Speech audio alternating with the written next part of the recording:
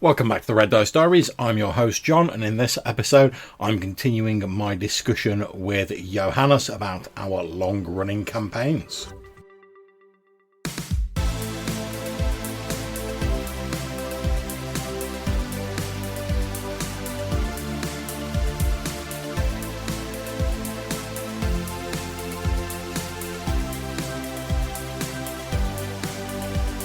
And at the start of this episode, we're continuing a discussion of a recent encounter in my Old School Essentials campaign, Smoke and Snow, where the player characters, exploring an underground tomb, found themselves besieged by a small horde of zombies. One of the things I particularly enjoyed with the zombie encounter as well was, because as we've just said, the zombies always go last in initiative. So we never had to worry about rolling for initiative, because we just do one roll per side, like players and NPCs and slash monsters. So we never had to worry about that. It's just like, right, the players are going first, then it's the monsters.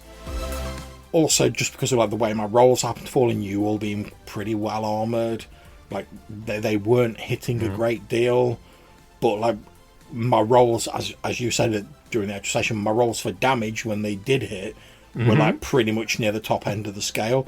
So it was a really sort of interesting and slightly odd combat, because our zombies are clawing at you, and they spent 6 rounds just patting on your armour and doing nothing, and then one of them had hit and someone would be like, oh, 8 hit points of damage, oh Christ, I'm not looking so good. And in a way it was kind of like a good old zombie movie in that way.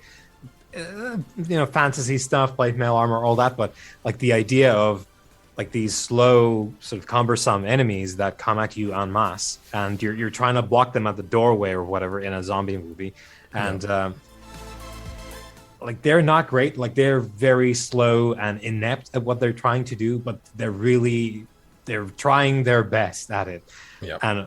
And it's attrition, and that's what happened to us as well. We are very hard to hit from the zombie perspective, but all they need is one hit, because that's what the zombie do. That's it. And because I was using the standard figures from Old School Essentials, the number of them that appear, so you get a sort of here's a dice range to what you get in a random encounter. Here's the dice range you'll get if they're in a lair or a dungeon. So because I was all right, okay, I'll just roll once on the lair, and that's how many zombies the dude's got in the dungeon. All right, 14. Right, okay, so there's only 14 zombies in this thing. If it had just been one zombie per player character, you guys would have just laughed it off. No problems. You've just been okay, maybe they've hit us twice, but we've just floored them. Great, because you were slapping down zombies like it was going out of fashion. Yeah, because I have the sort of zombie killing. No problem. But like I say, with it being the sort of the zombie movie style, it's there's 4 of you guys. There's 14 of them. So even if you're taking down 2, 3 a turn, that's still a good number of turns where there's more zombies just crowding in. And like I say, at the start you're oh, we've taken a couple of hits, it's fine, you're slapping them left, right and centre with the sun sword. But then as the rounds go on, you're oh, actually I've taken 5 hits now, I'm not looking so good, and there's still 8 of them left. Or we had a couple of rounds where you guys just got bad rolls and didn't kill any of that round. Yeah, that was that's the sort of emotional payload of the game for me, for a lot of these sort of more intense battles that we've had, is the okay, I'm on 1 hit point. Also, I can affect this situation a lot if I just manage to make this one roll. Yeah. And I've biffed it several times against your vampires, against these zombies here. Yep. Things that I might have just obliterated in one go, or at least severely sent reeling, like I did with the vampires in several sessions ago. And because I know the incredible potential that I can bring with the Sun Sword, specifically when we've had a lot of undead people on board here. So the undead always exciting times for me, because I know that I can stride in and I can make a real difference with the Sun Sword. And then when I biff it, it's always oh no, because I was really hoping that would have hit, because not only am I now in this exposed position, but no one else has the Sun Sword. I need to hit with it, because otherwise, with the vampires as well, like Dave has the silver daggers, which I think worked on the vampires, but other than that, I don't think at the time we had the barbarian at such a level where Darren would have been able to, tag, whatever the wording of that rule is that he has now, that where he can tag the sort of magically disinclined. It's. I mean, I think with that class, it's a bit of a sort of balance thing, because obviously barbarians have that thing where, like, unless it's a magic item from their tribal tradition, they can't use magic, and it's like, obviously he's got like his like spear of the hunter, but like, there's a limit to how many times you can be like, oh, it just so happens to be an ancient artifact of your people. So they tend to like get magic stuff a lot less rapidly and frequently than other people. So they've sort of given that ability where after a certain level, with their normal attacks, even though they don't do any extra damage, they can still like hit creatures that normally you can only hit with magic, because they don't get a lot of it, basically. Yeah. But that brings in the juice. I presume probably for Darren as well in some form, because he has a character that it can make a lot of impact in the sort of fighty situations, and for me it is fun. Like, I enjoy the fights that we do almost always, and the more we run into trouble and the worse it goes, the better it gets for me, because I'm one of those people who took it to heart, where there's this advice floating around in the Powered by the Apocalypse game spheres, where originally from Avery Alder, about playing your characters like they were stolen cars. That's entirely my jam, especially in sort of quote unquote deadly D20 stuff. Like, I enjoy every time I'm like one roll away from dropping it in your game. I feel very much the same way. I mean, the thing is, obviously you don't deliberately try and get your characters killed, but the only thing I'm sort of like worried about is, like, and particularly having played like OSR games, is like having a death that's like boring. Like, if I die, so like, if you just like walked into a room and you were like, oh no, a cart's fell over and I've been like crushed under watermelons or whatever. If like say every combat you go into or whatever, you're like really like playing it to the hilt, then even if you die in it, as long as you like had like fun and you got some like cool stuff that happened during that combat, I'm like really happy to take it back to like Chronicle of the Crowns. We're talking about the fight against the Shadow of Despair. For anyone who's not watched it, we're effectively fighting against this like legendary sort of beast, the Shadow of Despair, and it's got this like wave of despair that like rolls off it, and it can sort of like freeze your heart in your chest, and you have to make effectively a save against it. And we all failed. I'd luckily drank like some magic well juice that like I'd got on me, so I was like proof against it. But then I'm suddenly like, the guys who've actually got the magic who can like feasibly do something about it, they're all like incapacitated for a number of rounds. And like my knight character, I'm like, oh well, I've got like full plate armor on and a shield. Right, I'm just going to try. I can't really hurt this thing because my rolls ain't that good, and I'm just going to try and like but my defense is pretty good. I'm just going to try and keep this thing off them until they've got a chance to recover and they can like deal the damage to it. And with that, if like I said, I'm wielding my shield, this thing's slapping me about the place like it's going out of fashion, and I'm like struggling back up like with my shield bent around my like arm and whatever. But I'm like, if I had died in that scene, my character, I'd have just been like, oh yeah, but at least I went out in a cool fashion, like trying to like fend off this like great beast or whatever. Whereas the only thing that I wouldn't have liked in that scene is if we'd have like all failed and like the thing had just killed us. Yeah, that would have been pretty boring. You guys step into the room, everyone we're all like frozen in fear and terror. The thing just walks up and goes like in one fell swoop to tuk, tuk, tuk, 3 decapitated heads. Game over. How did you like the campaign, guys? And like I say, it'd be similar in like Smoke and Snow. Like if you guys had, because you guys quite smartly were like, oh, all these zombies are pouring up the stairway. If we block the stairs, only a couple of them can get to us at a time, and we can sort of funnel them in that way. Whereas if you guys had like backed off a bit, and I was like, oh yeah, 14 zombies come flooding out, and you're dead in like 2 rounds, I'd have been last. Right. Yeah, exactly. Yeah. So yeah, I agree with you. Like, you're playing your characters like you're riding a stolen car, because it, for one thing, it's just more fun.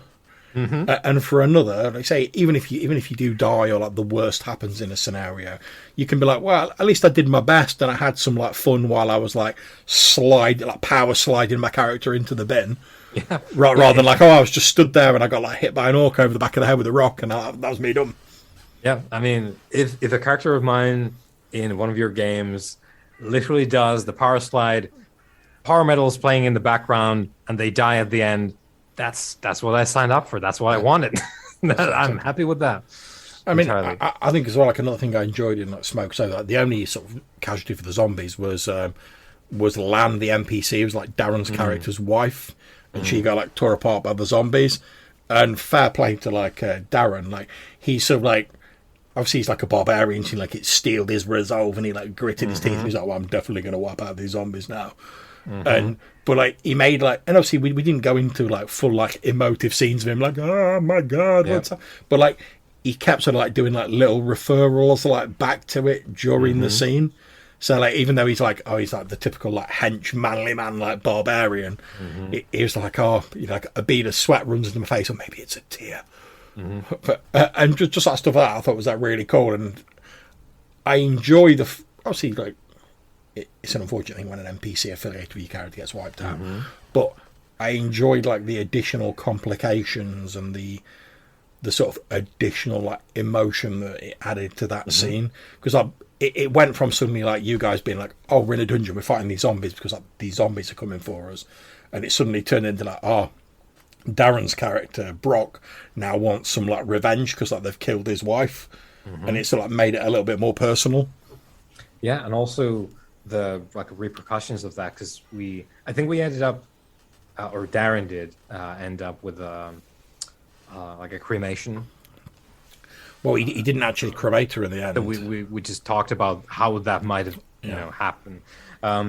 So we still have Lan there, the earthly remains of Lan, which I think starting next session, depending on like everything really, but I think there will be, at least by yours truly, going to be floated the idea of like we need to carry Lan out of here. Like this is clearly not the place we're going to leave Lan now. Yeah. So that's going to be interesting, getting Lan's remains out of here now. It's just added like an additional, like we said, we're talking about complications.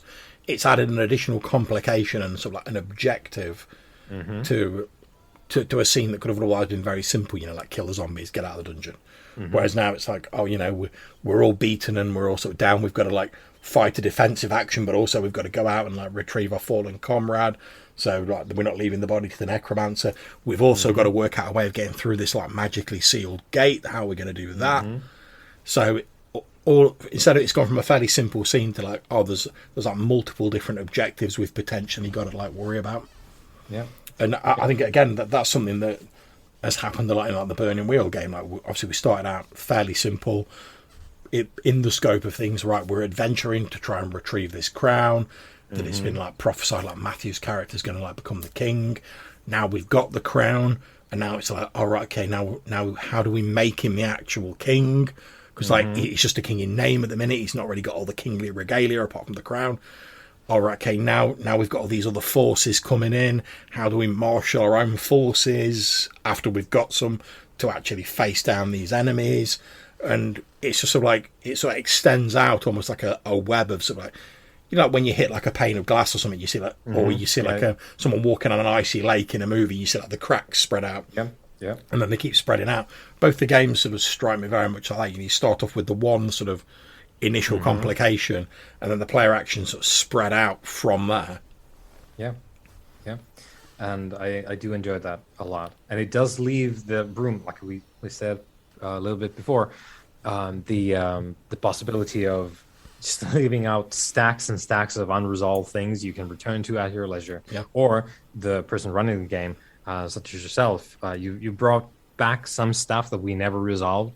For example, like the Fire Lord. Like we talked about that guy a lot, but then things came up. We went elsewhere. The world changed, and guy's still there. You brought him back to the front in a different form, and I do enjoy that. It brings a sort of continuity, a sense of history to the setting, the game, and it feels like,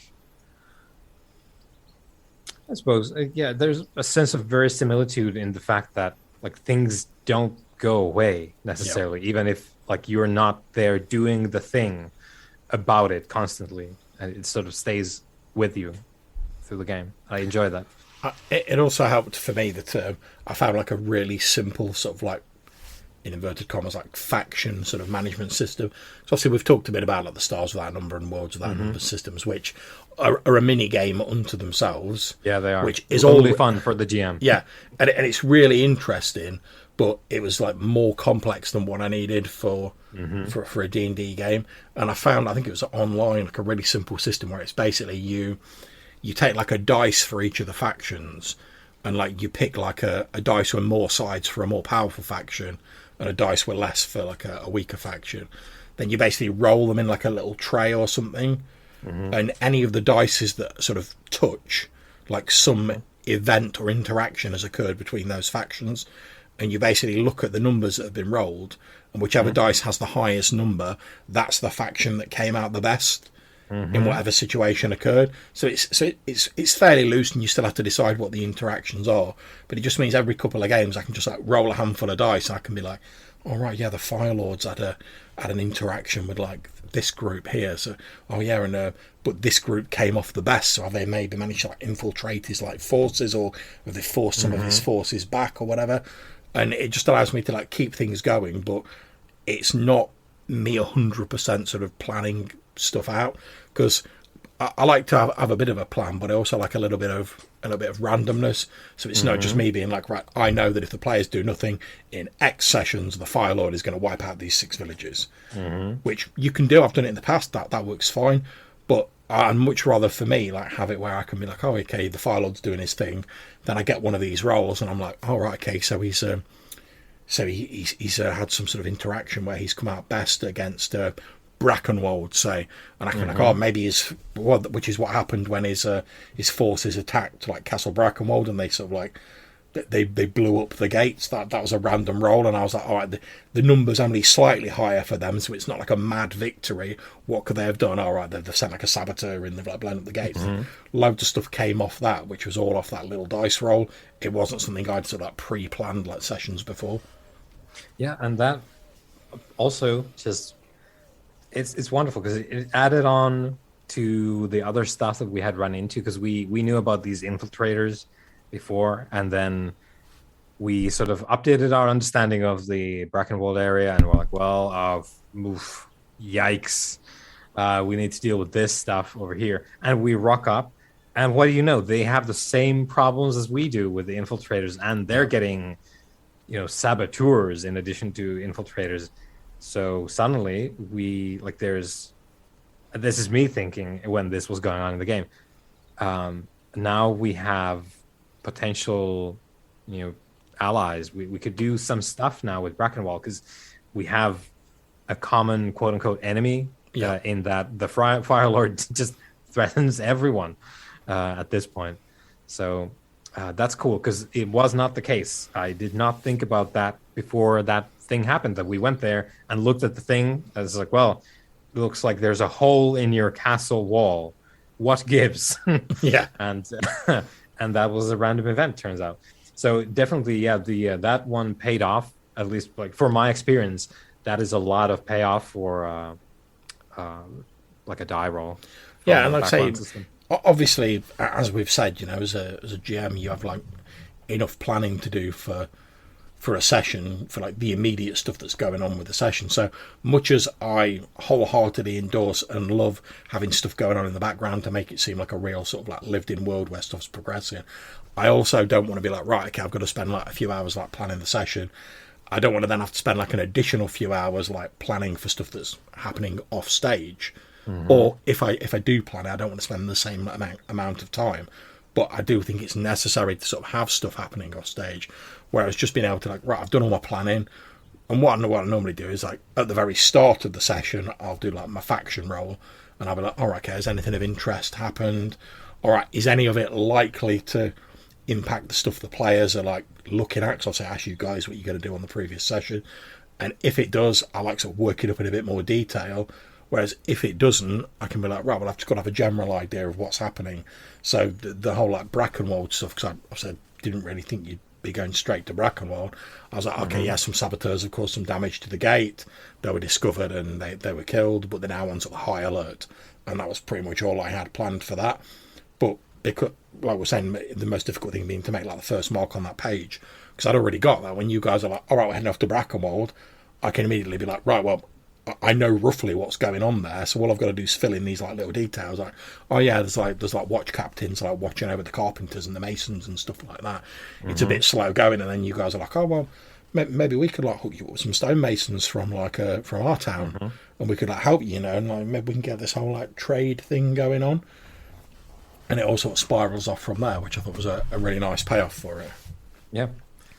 Overall, like stuff like that is, I don't know, it's just the wonderful sort of ignition blocks, I guess, for the collaborative fiction that is the result of us bouncing around in this game. It's, I suppose that's the reason why we do this whole thing, the sort of collaborative thing that we have at the end, the story that we have of the things that happened at the end of.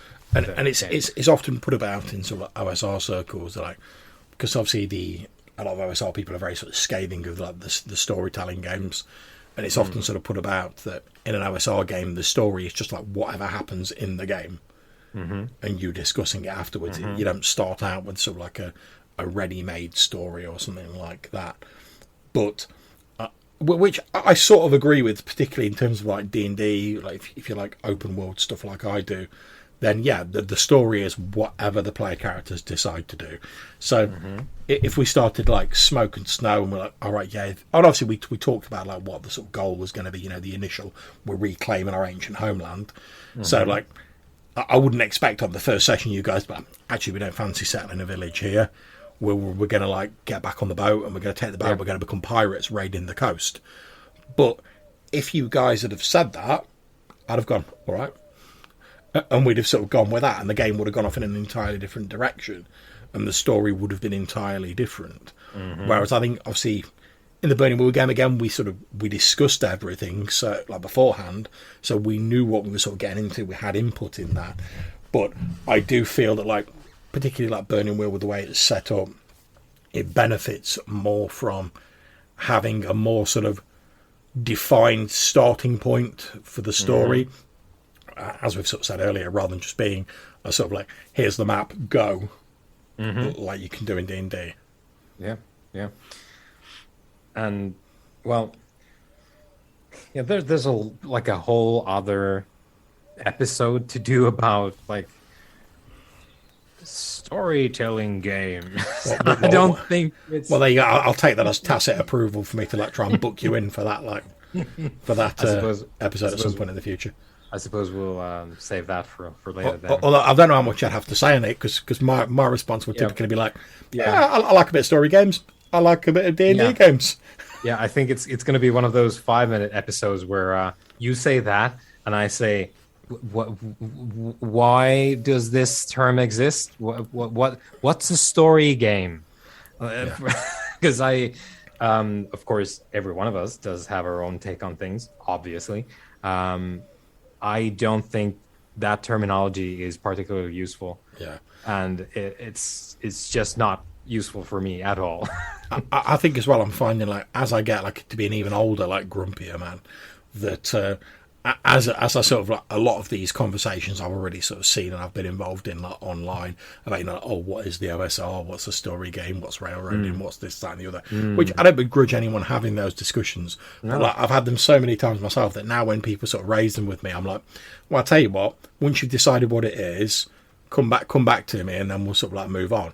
And obviously like no one ever comes back to you because like there's never going to be a case where like a sort of Nicene Council where like every role player Grand Conclave of RPGs. Every role player sits down across the land and goes like, right, according to the proclamation of the year of our Lord 2022, it is now decreed that the OSR means this and a storytelling game is this, and there shall be no railroading in the future. Yeah, and for some reason these two things are opposite. Yeah. and at odds forever Yeah. more. Now, as is probably apparent from my tone there, I no, I find it to be a waste of effort, really, to, you know, fence around in that particular circle. And Yeah. I guess, much as you refer to like being an old grumpy man, I've also reached that point quite a few years ago now, where it's like I would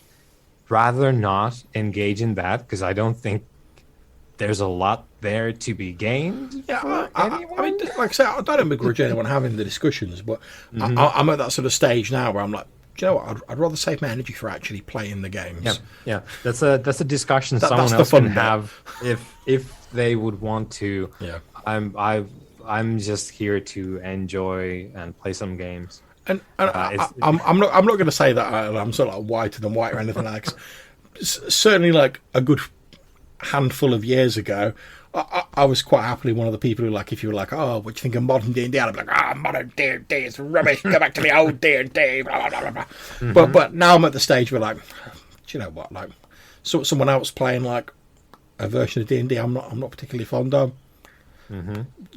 Does it impact me? No, not really. Worst case scenario, if someone was like, hey, do you want to play a game in like 5th edition or whatever, I'd be, to be honest, if it was like a GM I knew in a group I liked, I'd probably be like, yeah, fine. Because as we've said, like the systems, or for me, is almost like the secondary thing. I mean, we've played no end of systems where I'm like, oh, do you know what? If we didn't have a good group, this system could be like pretty crappy. But yeah, it's been good because of the GM and the group. yep, And yep. like I say, my friend Robbie was talking about coming down at some point and running some D&D 3.5 edition for us. And I'm like, it's not my favourite edition, but I've been in games he's run before. I've really enjoyed them. We're playing with a group of people I know. We'll probably have fun. I've played in 5th edition. I've had fun. We've had a good group. It's been great. Yeah, yeah. And I've threatened, like, this is some years ago now, because time is not real anymore. I feel like, but it's been several years now. But I've also threatened to run some 5e for our little group here. Yeah. And I guess we'll see if that ever comes to fruition. But that's also being uttered, and I will agree with your statement of, yeah, we've played some, let's call, like, dank designs. Yeah. And we've had a grand old time with them. A highlight of my particular one that I constantly bring up in our pre-game chats when we go off on various rants is one of my all-time favorites, Vampire the Masquerade. Yeah. There's some very deep-seated sort of manufacturing flaws that I view as flaws in the design of that particular game that I have been a sort of constant specter hovering over my role-playing enjoyment and hobby for well, I suppose since I started, because Vampire was one of those early games for me. And it's never stopped me from enjoying the game. It's just you deal with the thing that you have on the table at the moment. You adjust things if that's what you want to do, and you have a good time with hopefully some nice people around the table.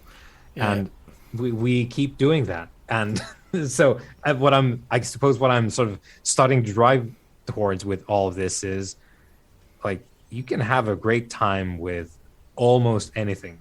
There's that almost, because some games, there are some that I would just not at all, not even gonna look at it. But yeah, for most games, it's you can make it into something you can enjoy, even if I always enjoy it as well when, like, people have said to me about various systems, like the live action version of Vampire at the Mind's Eye Theatre, and people have said, like, oh, is it like a good system? And I'll be like, no, it's a terrible system. And then they're like, oh, have you played it? And I'm like, yeah, I've played in like 18 games during the course of my life, some of which went for years. And they're like, well, why did you play them if it's so, like, such a dank system? And I'm like, well, but because I enjoyed the people I was gaming with. It was like an interesting story, good time. and you can put up with a lot for a system as long as you're still having fun in the actual game. Yeah, I suppose, like, this is getting very high concept here now, but, like, I think overall everything's compromise. Yeah. In life, somehow, some way, everything is compromised, and most of the time, you can have a great time with playing role playing. That's why we keep doing it, and that's even though like we have these like passionate arguments about terminology and taxonomy of Yeah. what is a game, and is it a featherless pipette or but like that's we keep doing this, yet we stick around for the hobby. Yeah. Like, I mean, to use an analogy as well, like you say, most of life is about compromise. I mean, take work, for instance. Like, I would say that like 99.9% of people probably don't have a day job that they absolutely love. But you sort of go, right, okay, well, I need money to pay my bills, keep a roof over my head, do this, that, and the other, and this job allows me to do with that, and I can sort of tolerate the bits I don't like for the sake of having money and being able to like live in a house and stuff like that. And if you get to a stage where you're like, oh, despite the fact it's provided for my lifestyle, I really can't put up with like the shortcomings, that's when you leave your job, you look for something else. You know, but much as with games as well, you know, you get to a point where you're, okay, there's X, Y, and Z I don't like about the system. However, how much of my enjoyment are they ruining? Because like, if it's just like occasionally a bit of a mechanic comes up and you're like, but the rest of the game's great, then you're like, do you know, I can put up with that like slightly poor mechanic for the sake of the rest of the game that I'm enjoying. yeah, and it does help to take stuff in its context, because that gives you some tools to understand why that thing that grates you so is the way it is. Yeah, and like I say, if you to carry on like the job analogy, as with a job, if you get to a point when you're like, do you know what, this mechanic that drives me up the wall, it's coming up like every 5 minutes. I'm at the point where I'm no longer enjoying the game because of that. That's the point when you go like, maybe I need to like stop playing this system or stop playing this game. But if it's just a case of like, oh, every now and again, I'm like, oh, that's a bit subpar. But I'm enjoying 99.9% of the rest of the game. Yeah, well, that's fine.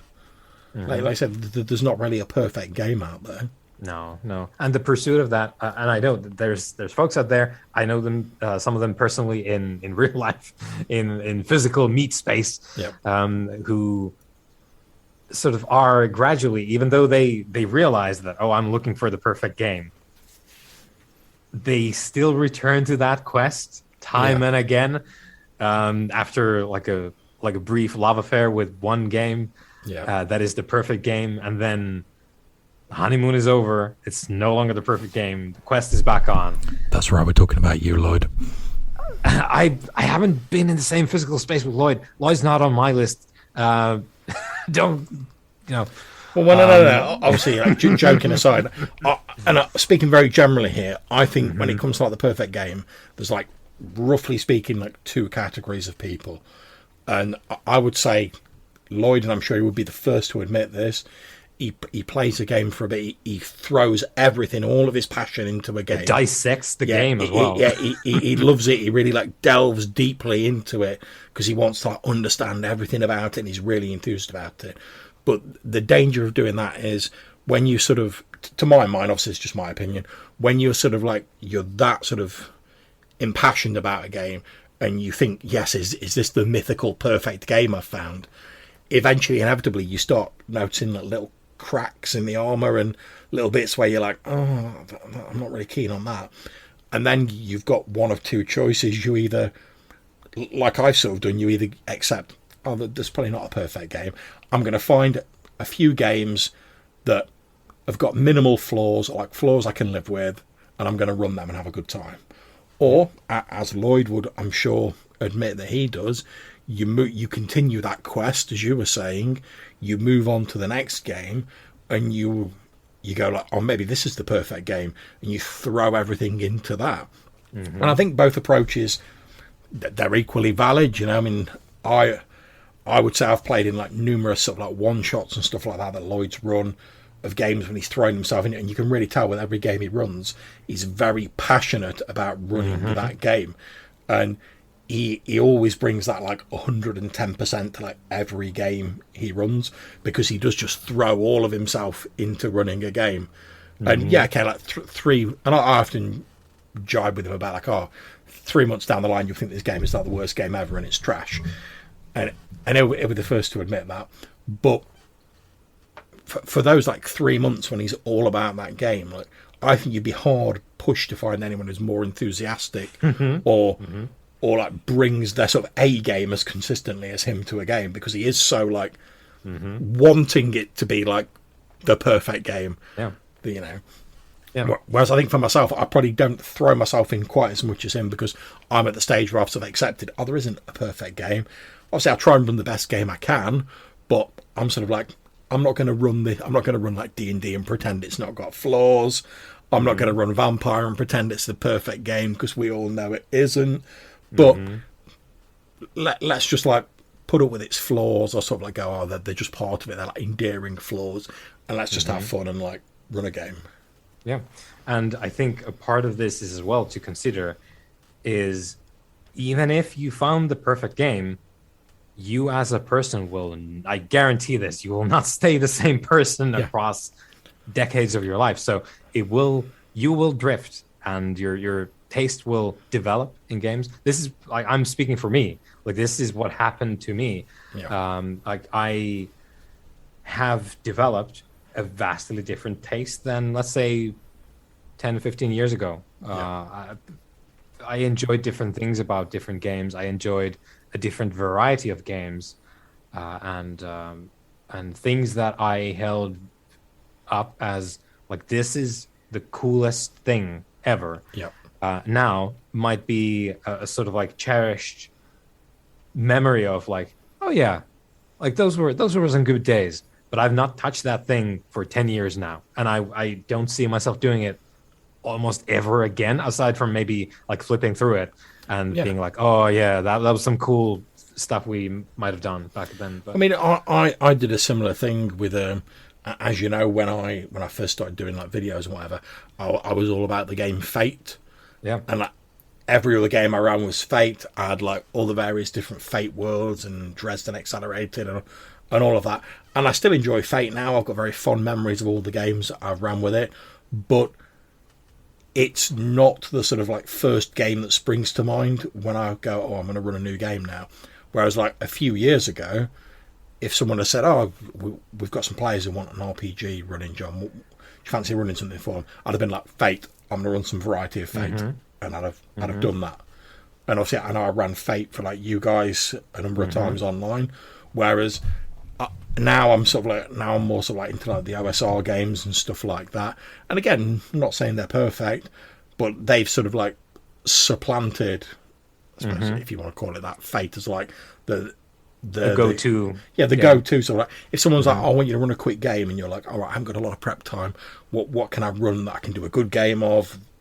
Here's some White Star. Like we're gonna exactly, do, phasers. Like that's already, we're on board now. And I had a similar thing, as you know, when I was running the Fantasy Flight games like Star Wars. I was all about that for like a while, and like I ran loads of games of that.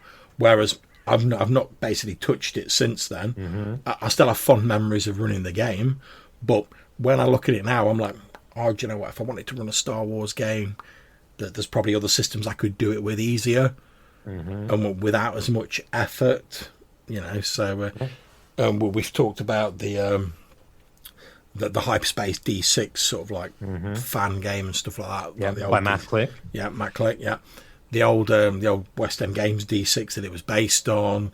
There's the D20 Star Wars, which I've got most of. So there's lots of options for that. Or again, like something like Fate, I could easily go, oh, I'm going to use Fate to run a Star Wars game. Yeah, that easy. Which we did. We swapped that one campaign mid-stride from FFG Star Wars to Fate Accelerated, was it? I think it was, yeah. So definitely, I think, and this isn't me saying like, oh, this is the truth. Like, no one will enjoy this. Of course, like people will stick. We all probably know someone who's still doing that thing they were doing 30 years ago in their own homebrew world. Yeah, and that is like the magnum opus.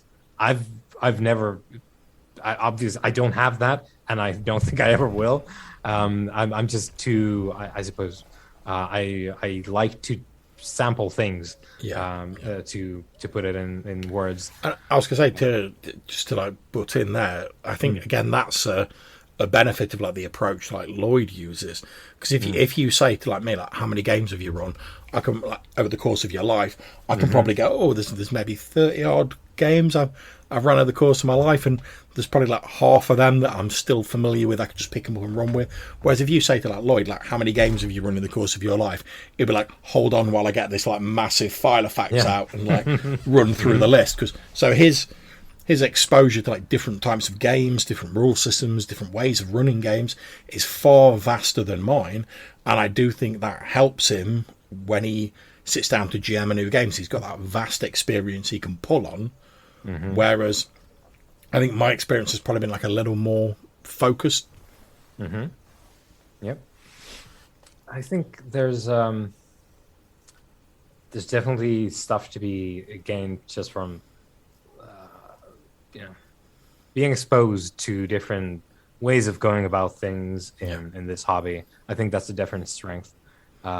And there's obviously there is a very clear strength to also dedicating yourself to one particular aspect of the craft. yeah. I mean, And that's some. We're talking about like persistent campaign modes and stuff like that. yeah, That's something I'm sort of like low key trying to sort of do at the minute with like the yeah, Smoke and Snow with Smoke and world. Snow, well, the world of like Valconen, because my basic idea is that I'll set this campaign setting up. Then like, anytime I want to run an OSR fantasy game, like, and I know Rob Davis has like done this, you know, like, run it in that same campaign world, maybe move the hmm time on a bit, focus on a different area, but like keep it in the same campaign world and like build the world up in that fashion.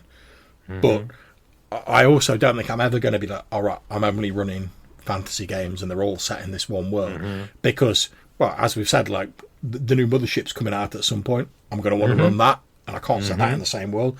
I want to run. I want to run Worlds of that number at some point. I could Yep. possibly fit that into the same world, maybe, hmm but I'd have to sort of. I mean, obviously, I've read through the book a while back, but I'd have to have a look through it and go like, oh, how much of the game would I have to sacrifice to fit it into this campaign setting, hmm and if I'm carving out too much of it, is it worth trying to run that system in the setting, or should I hmm just do something a bit different? You know, because if I'm going to run a game, I may as well take advantage of the stuff in that game. Yep. Yep. Well, like I said, I want to run 5th edition Vampire again at some point. Yep. I'm not going to be able to run that in Valconen, so Nah. you know. Yep. So Um. and I don't think I could be. You know, when you get people who are like, "Oh, we've been running the same campaign for like 60 years, and it's in the hmm same setting," which is why I say I'm sort of doing it low key. Because although I'm like, "Oh, I could run a consistent setting for like hmm most of my OSR fantasy games," I don't think I could keep running the same campaign for that length of time, Yeah. because I think yeah, there's different beast. yeah, Different beast. at some point I'm going to want a bit of a break from that, or I'm going to want to do something different, and hmm that might be like, oh, I'm going to run some sci-fi for a bit, or it might just be as simple as like, oh, you guys have resolved the big plot involving like the god swords. hmm All right, we're going to run another OSR fantasy game, but like, let's focus it on something a bit different, so it's a bit of a change of pace, even if we're doing hmm like ostensibly a fantasy game again. Yeah. Yeah. I think there's a lot of we've already laid a lot of sort of dominoes ready for different areas in that world to make new campaigns happen and switching the location of a campaign around. Yeah, Maybe we end up going back to the other continent that we know about, like yeah, the bigger stuff that we know about. There's no doubt islands and shit, but yeah, Rowley, um, yeah. but yeah, we might go there because we have trade ships going across the sea and all that. Thing is as well, I was sort of like the way I'm imagining sort of in my head at the minute the campaign world working is very much on the sort of like the Star Trek like TV series model, you know, where they sort of went, okay, we've got this original series Star Trek, it's focusing on the Federation and the Enterprise and this, that, and the other. Then they were like, all right, we're doing the next generation, right? Time's moved forward by like 100 years. And now we're doing the same sort of thing, but it's 100 years in the future. And then they're like, oh, we want a slightly more sort of like military, like gritty thing. All right, we're going to do like Deep Space Nine, which is in the same universe, but there's very different set of circumstances. It's on this previously occupied space station with protecting this world, very different. Then they're like, oh, we want to do something a bit different now, so we're going to have like Voyager, it's like lost in a different quadrant of space. Then they're like, oh, we're going to nip back earlier in the time period, we're going to do like Enterprise. So I sort of like envision like being able to jump around in like time and location within the same campaign world, because we know the broad strokes of like, well I've got sort of written down the broad strokes of like the past of the world, but that's in the case for like looking at it and being like, oh, this was the age of serpents when a great serpent empire rose or whatever. But you've got like 1,000 years to play with, where there's like no sort of exact like ABCD progression written down, where you could feasibly run like I've spoke about running swords and sorcery. I could feasibly go like, right, I'm going to run in the distant past of like the world of Arconan, a sword and sorcery game when like this serpent empire was like at the height of its power or whatever, or it had just fallen, and that would be very different from the game we had now, but it'd still be filling in some of the background of the campaign. Yeah, I think there's definitely space there for using these examples. Like, you're setting the Great Serpent Empire has just fallen, and you start your Worlds Without Number game right there, because it's kind of post-apocalyptic in a fantasy sense. There's sort of like setting that comes with the book that you don't need to use, obviously, but because that would give a little bit more freedom with like what can happen, because we just had this like central power collapse. So things are spreading around, people are taking what they can, and maybe, I don't know, you're serpent folk, but maybe they also had a bunch of different kinds of magic running about, which would give you more justification to use the material in the book. Well, assuming I go with like an OSR game for when I do get around to running some swords and sorcery, because I do want to do that. My current thoughts are, because I backed Hyperborea. My current thoughts are, it'll be in the future when this happens, so I should have those books by then. The distant future. Yeah, the distant future. So my current thoughts are basically like sit down with like Worlds Without Number, Hyperborea, and go like, oh, like which one of these do I think could work best for this type of game, and then just pick one and be like, oh, you guys interested in like doing some swords and sorcery set in like bajillions of years in the past of like this same world. So that's it for this episode. We hope you'll join us next time when we have the final part of our discussion about long-running campaigns and the campaigns that we're running at the moment. We hope you enjoyed the episode. If you'd like to get in touch and maybe tell us what you think of long-form campaigns, or let us know about the best long-form campaign you've run, you can get in touch a number of different ways. You can leave us a voicemail message using either SpeakPipe or Anchor, link in the description of this episode, or you can send us an email to rddrpgpodcast@gmail.com. So until we see you again, take care, stay safe, and whatever you're playing, have fun.